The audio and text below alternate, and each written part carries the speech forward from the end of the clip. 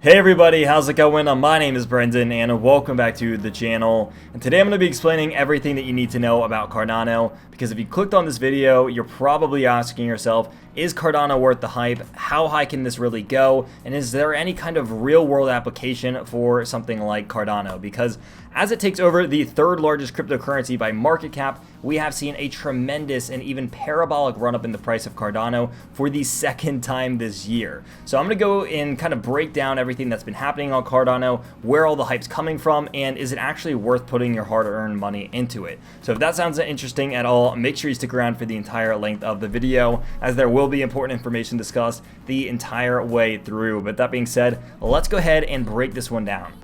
Now, as we're looking simply at the chart of Cardano, I want to switch over to the news in just a second, but Cardano so far, I want to measure this out, has gone since July 21st to where we're at right now. It is up over 154%, making it one of the highest performing cryptocurrencies in the last month.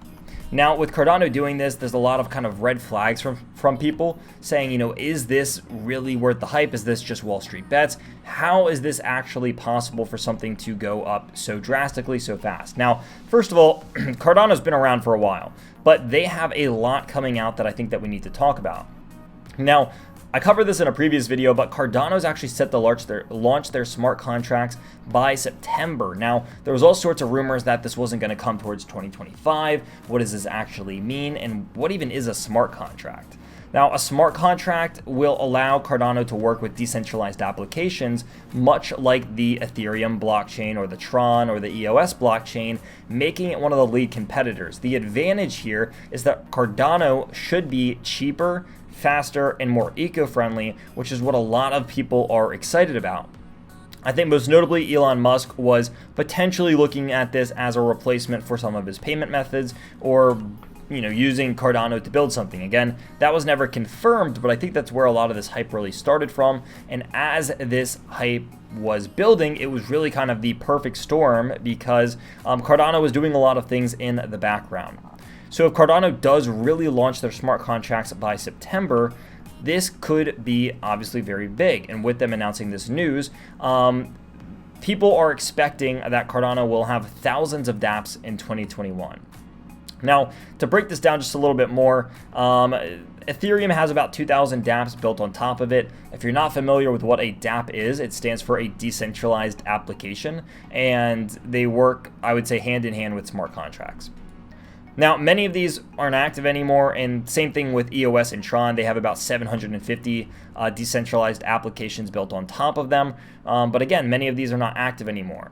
With Cardano kind of being I would say, one of the new feet into this game, even though it's been around for a while, if they introduce themselves here, this could be a new platform for NFTs or video games or a variety of use cases that could come and really kind of reshape the way that blockchain and crypto is running right now. And I think that that's what we're seeing. People really do expect that there's going to be a high quality decentralized applications built on top of Cardano. However, I want to note that while this is supposed to be faster and cheaper, we have to understand that right now this is all theoretical. While it's supposed to be faster and cheaper and more eco-friendly, there is still complete speculation around this, because there's not really any of this going on yet. So people are pumping this and buying in with the idea and the hope and the speculation that this will become something great.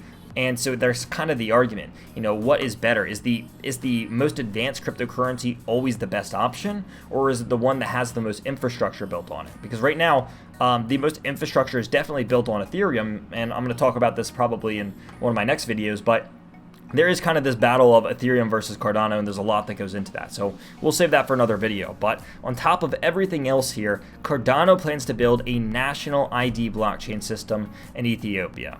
Now, this is just one thing after another. Of course, this actually getting verified and approved over Twitter. But still, nonetheless, this looks like some great news for Cardano.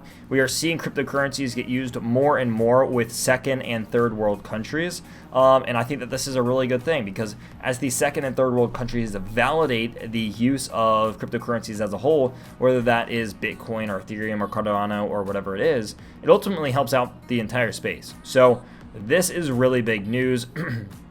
And I think that a lot of people are going to be not only excited about this, but you're going to have a lot of developers that are probably be working on Cardano moving into the future.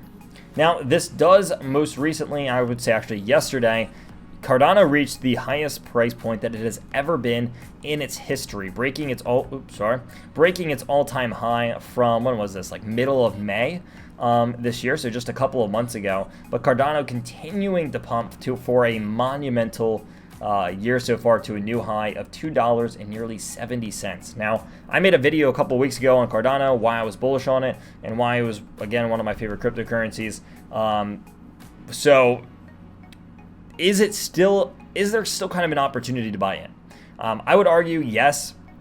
Maybe, I guess the way that I'm playing this, obviously it just ripped 150% in less than a month, so I'm not too keen on buying into it at an all-time high, especially when it's up so much. So the way that I want to play this is I want to see a little bit of a pullback in Cardano, let it pull back some, that way I'm not buying the all-time high, and then probably doing like a dollar cost average and buying it as it falls, because I do believe that there is long-term value here, and there is the potential for that. How Cardano launches their smart contracts and how these decentralized applications get built will be a big factor in determining what the future price of Cardano will hold. So I know that was a lot of information. Hopefully you did enjoy this. If you have any questions on this, please ask those in the comment section down below. I am more than happy to answer those for you and go a little bit more in detail, but I want to make a separate video for Cardano versus Ethereum because there are a lot of players now in the decentralized application space. A lot of people are trying to put like Solana against Ethereum, against Cardano, against EOS and Tron, and there's a lot that goes into this. So hopefully you guys did enjoy this. We will be talking about that in the next video. If you want to see more content like this, hit that like button, hit that subscribe button, and of course, drop a comment in the comment section down below. But until next time, I will see you all very, very soon.